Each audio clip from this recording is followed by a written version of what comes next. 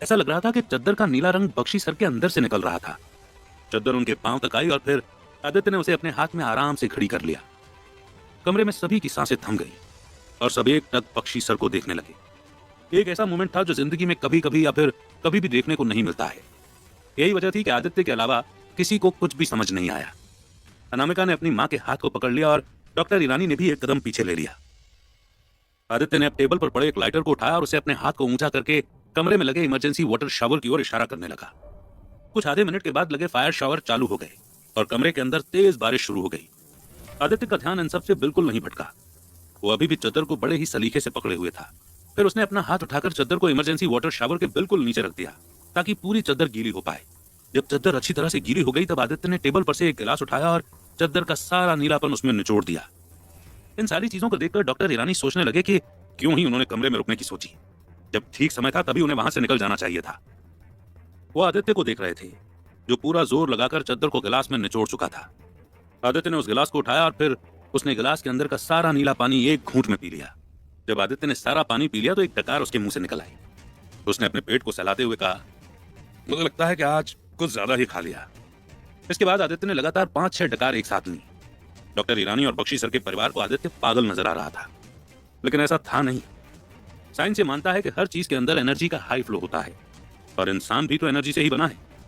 आदित्य ने 10,000 साल की साधना में अपनी एनर्जी के पीक लेवल को अचीव कर अपनी सारी इंद्रियां सक्रिय कर ली थी और अब वो दूसरों से उनकी एनर्जी भी ले सकता है, जिसे ऊर्जा एकत्रित शक्ति भी कहते हैं। आदित्य की साधनाएं इतनी सक्षम थीं कि वो हर तरह की नेगेटिव एनर्जी को पॉजिटिव बना सकता है। अब आदित्य, डॉक्टर ईरानी, अवनी और अनामिका की निगाहें बख्शी सर को देखने लगी। कुछ देर तक ऐसा लग रहा था मानो कुछ असर नहीं हुआ। तभी अचानक से बख्शी सर की आंखें खुली और सब हैरान हो गए।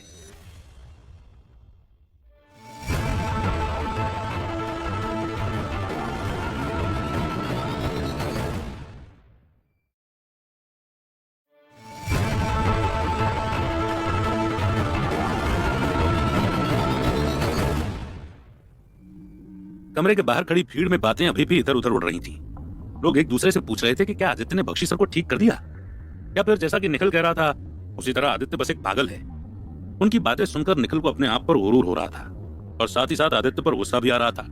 वो खुद से बड़बड़ाने लगा कि पागल आदित्य पहले ही मेरी लाइफ में बहुत टांग अड़ा चुका है, लेकिन अब मैं इसे ऐसा नहीं करने दूंगा। अगर आज बख्शी सर ठीक नहीं हुए तो यकीनन इस पागल की मौत आज तय है। धीरे धीरे कमरे के बाहर का शोर बढ़ने लगा। सब लोग बस यही सोच रहे थे कि अंदर हुआ क्या। वहीं कमरे के अंदर बख्शी सर ने अपने आसपास देखा और फिर वो उठकर बिस्तर पर बैठ गए जैसे उन्हें कुछ हुआ ही नहीं हो। उन्होंने हंसते हुए कहा, तुम में से कोई भी यकीन नहीं करेगा कि मैंने जस्ट अभी यमराज को देखा। उसका एक यमदूत मुझे जिंदगी और मौत की किताब पर साइन कराने ले जा ही रहा था कि तभी किसी बड़े से हाथ ने मुझे वापस खींच लिया। फिर सामने खड़े डॉक्टर ईरानी को देखते हुए पूछा, वो तुम थे क्या डॉक्टर? जनरल बख्शी डॉक्टर ईरानी को घूर रहे थे, जबकि डॉक्टर ईरानी जनरल बख्शी को बात करता देख सदमे में चले गए।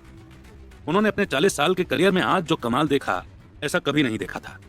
उनके हिसाब से तो जनरल बख्शी को बचाना मुश्किल ही नहीं नामुमकिन था, लेकिन ये बच्चा उन्हें मौत के मुंह से वापस ले आया था, जिसे कुछ देर पहले तक वो पागल समझ रहे थे।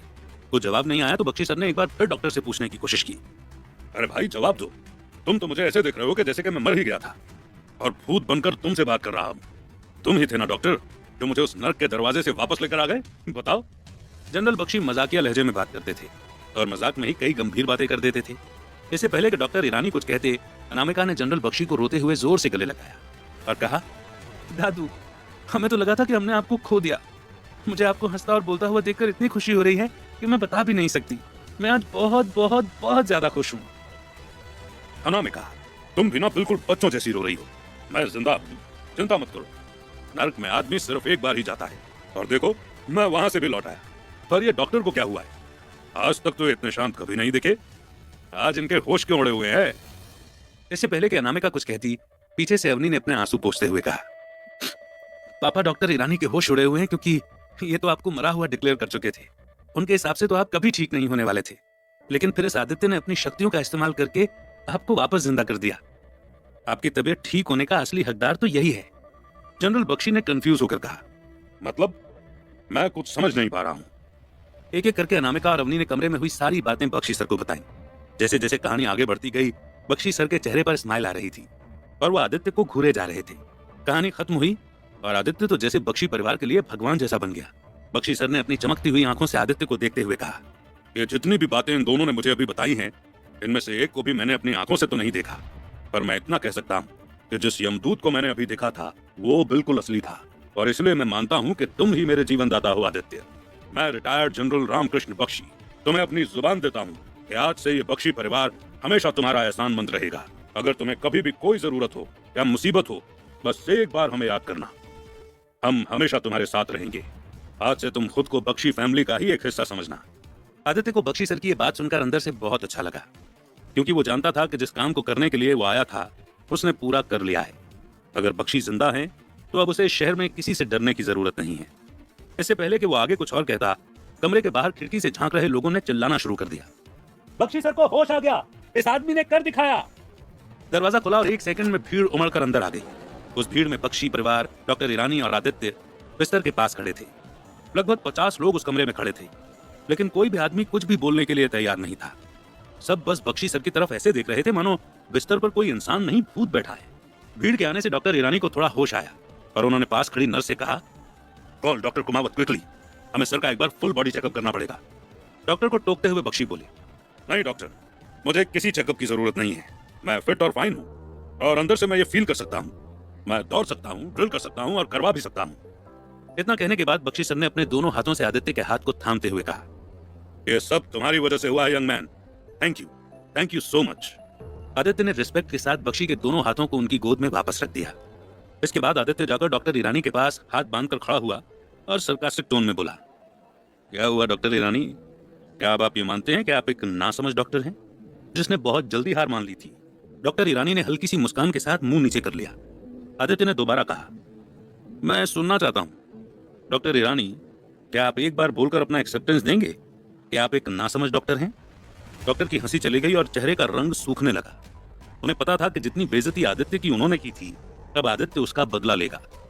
उन्होंने धीरे से आदित्य की तरफ नजरें उठाते हुए कहा, हाँ आदित्य, इन सब लोगों के सामने मैं आज मानता हूं कि तुम्हें मेडिकल साइंस का महान ज्ञान है और मैं नासमझ हूं। इतनी बात सुनकर ही आदित्य फिर से बोला, लेकिन डॉक्टर, आपने तो कहा था कि आप मुझे अपने हाथों से चाय बिस्किट खिलाएंगे और फिर पांव धोकर पानी भी तो पीना है, उसका क्या? डॉक्टर ईरानी का चेहरा लाल पड़ गया। भीड़ की नजर उन्हें ही देख रही थी और वो शर्म से पानी पानी हो रहे थे। एक बच्चे ने उनके 40 साल के करियर की धज्जियां 4 मिनट में उड़ाकर रख दी थी और वो कुछ नहीं कर पाए। उन्होंने हिम्मत भरकर कहा, आदित्य, मैं तुम्हारे पांव छूता हूं, मुझे अपना स्टूडेंट बना लो। इतना कहकर डॉक्टर ईरानी आदित्य के पांव छूने के लिए आगे बढ़े ही थे कि अचानक आदित्य को अपनी पिछली जिंदगी से याद आया कि किस तरह डॉक्टर ईरानी के स्कैम का खुलासा हुआ था। जब शहर में हाहाकार मच गया था और ये बात सामने आई थी कि डॉक्टर ईरानी ने कई सारे लोगों के ऑर्गन्स को निकालकर उनसे पैसा कमाया था। अदालत ने उन्हें 12 साल की सजा दी थी और पुलिस उन्हें अरेस्ट करने ही जा रही थी कि डॉक्टर ईरानी ने अपने घर में सुसाइड कर लिया था। आज जब आदित्य को यह किस्सा याद आया तो उसने सोचा कि अब वो सब कुछ बदल सकता है, अभी भी बहुत टाइम है। आदित्य ने उन्हें बीच में ही रोक लिया और गले से लगा लिया, लेकिन उसका असली मकसद गले लगाना नहीं था। आदित्य ने डॉक्टर ईरानी के कान में धीरे से फुसफुसाया, डॉक्टर, मैं जानता हूं कि तुम दुनिया के सामने तो बहुत शरीफ बनते हो, लेकिन अंदर से तो तुम एक शैतान से कम नहीं। मुझे पता है कि तुमने पैसों के लिए बहुत सारे लोगों के ऑर्गन्स चुरा कर बेचे हैं, और डॉक्टर, याद रखना कि तुम लोगों की किडनियां बेचकर और उनके जिस्म के साथ खिलवाड़ करके ज्यादा दिन जिंदा नहीं रह पाओगे। अगर मैं किसी को जान दे सकता हूं तो किसी की जान ले भी सकता हूं। इसे मेरी धमकी समझ लेना और अपने जितने भी धंधे हैं उन्हें बंद कर लेना। अब मैं तुम्हें छोड़ दूंगा और बस एक मुस्कान के साथ तुम मुस्कुराते रहना। आदित्य ने डॉक्टर को छोड़ा और डॉक्टर ने वैसा ही किया जैसा आदित्य ने उसे कहा था। भीड़ अब आदित्य की तरफ देख रही थी, जिन्हें देख आदित्य ने कहा, नहीं डॉक्टर, मेरे पांव छूकर अपना कद छोटा मत कीजिए। बेशक आप यहाँ हार गए हैं, पर आप एक्सपीरियंस और एज में तो मुझसे बड़े ही हैं। अपनी लाइफ में आपने वो अचीव किया है जो मैं कभी सोच भी नहीं सकता, और न जाने कितने लोग आपको भगवान का दर्जा देते हैं। मेरे पांव छूकर उन लोगों के लिए अपनी गरिमा मत गिराइए। बस अगली बार अपने ईगो को जरा नीचे रखकर एक पेशेंट की भलाई के बारे में पहले सोचिएगा। आदित्य के चेहरे पर अब मुस्कान आ गई और अब भीड़ भी उसे एक भले आदमी के रूप में देख रही थी। जनरल बख्शी को हंसते बोलते देख भीड़ भी अब बेफिक्र होकर अपने अपने घर जाने लगी थी। कमरे में अब सिर्फ बख्शी परिवार, आदित्य, डॉक्टर ईरानी, सिक्योरिटी, पुलिस वाले, पीए यादव और निखिल ही खड़े थे। भीड़ के जाते ही आदित्य का ध्यान निखिल की तरफ गया और उसने देखा कि निखिल एक कोने में चुपचाप खड़ा उसे ही घूर रहा है। आदित्य उसे कुछ कहता उससे पहले ही अनामिका ने निखिल की ओर बढ़ते हुए कहा, क्या हुआ निखिल, अब तुम इतने चुप क्यों हो? पहले तो बहुत कह रहे थे कि आदित्य शराबी है, पागल है, लेकिन देखो अब तो दादू बिल्कुल ठीक है। अब तुम कुछ नहीं कहोगे। तुम मेरी बात मानो अनामिका, ये सच में पागल है। मुझे तो समझ नहीं आ रहा कि इसने ये किया कैसे। How can he do this? I don't believe him. And now you will say that you don't believe Dadu is alive, right? Anamika ने आवाज थोड़ी ऊंची करते हुए कहा। यस अनामिका, मुझे तो लगता है कि ये इस पागल की ही कोई ट्रिक है। किसी ने कुछ किया होगा, फिर यहां आकर बख्शी सर को ठीक कर दिया। It's all planned. Oh come on Nikhil, don't say things like this. अगर आदित्य एक ट्रिकस्टर है तो फिर तुम क्या हो? एक मैजिशियन। अनामिका की बात सुनकर निखिल कुछ नहीं कहता है और बस इधर उधर देखकर उससे नजरें चुराने की कोशिश करता है। अनामिका का गुस्सा नहीं रुकता और वो आगे बोलती है। I know who you are, just a stupid random guy. अगर तुम्हारी फालतू बातें सुनकर हमने आदित्य को पागल समझ लिया होता तो हम दादू को हमेशा के लिए खो देते। जितनी जल्दी हो सके यहाँ से चले जाओ, वरना तुम्हारी 2 कौड़ी की इज्जत गिराने में टाइम नहीं लगेगा मुझे। ये कहते हुए अनामिका फिर से जनरल बख्शी के सराहने जा खड़ी हुई, क्योंकि वो जानती थी कि निखिल की नीयत हमेशा से उसके लिए खराब थी। और दूसरी तरफ निखिल खुद को बेइज्जत महसूस कर कमरे से बाहर निकल गया। इससे पहले कि आदित्य निखिल को रोक पाता, निखिल अपनी BMW कार में बैठकर हॉस्पिटल से निकल गया। आदित्य उसे रोकना चाहता था।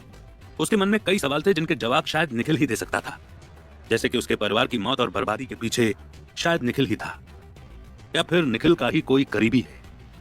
ये सब पता लगाने के लिए अभी भी आदित्य के पास 2 साल का समय है। इन 2 सालों में उसे अपनी साधना पूरी करनी है और अपनी शक्तियों को इस तरह से बढ़ाना है कि वो उस दिन के लिए तैयार रहे, और उसे हर दिन प्रैक्टिस करनी होगी। लेकिन आदित्य इस दुनिया से छुपते हुए कब तक अपनी साधना अपने अंदर रख पाएगा? आदित्य ये सब सोचते सोचते बिल्डिंग के बाहर आ चुका था।